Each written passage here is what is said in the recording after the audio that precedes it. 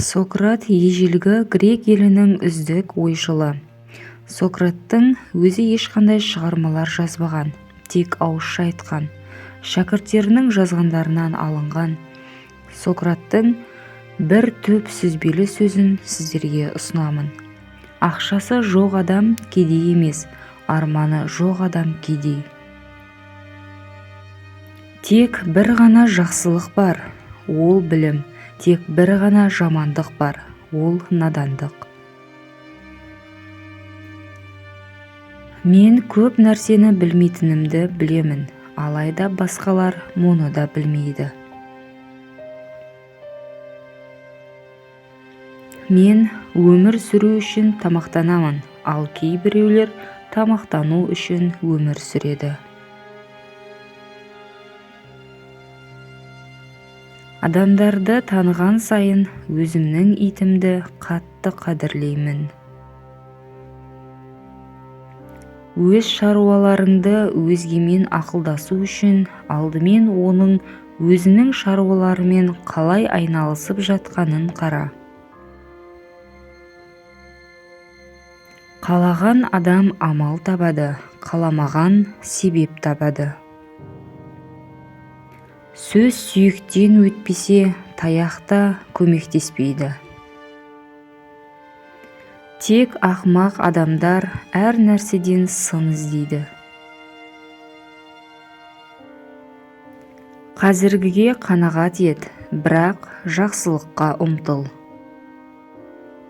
Бұл дүниеде абыроймен өмір сүрудің ең жақсы жолы өзіңізді кім деп көрсетеміз.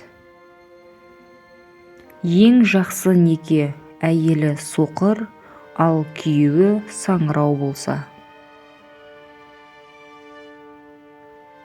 Сұлулық өте қысқа уақыт патшалық ететін патшайым. Біздің ең күшті тілектеріміздің орындалуы көбінесе біздің ең үлкен ойымыздың көзі болып табылады.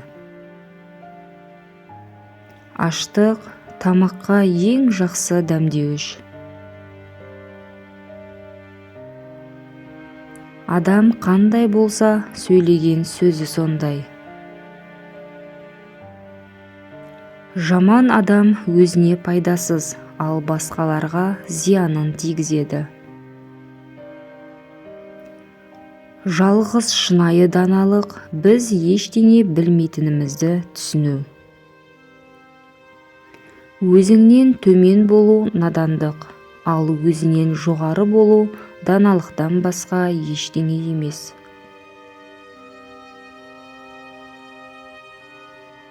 Жақсы адамға өмірде де, өлгеннен кейін де ештеңе зиян келтіре алмайды.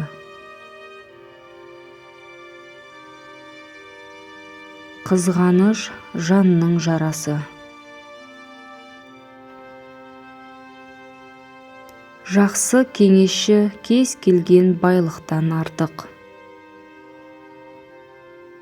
Егер олар сізге үнсіз жауап берсе, бұл олар сізге жауап бермеді дегенді білдірмейді. Өзгерістің сыры ескімен күреспей, жаңаны құруға көңіл бөлу. Каналыма тіркеліп, қазақша каналдың дамуына үлесіңізді қосып өтіңіз. Сіздің әрбір қолдауыңыз мені шабыттандыра түседі.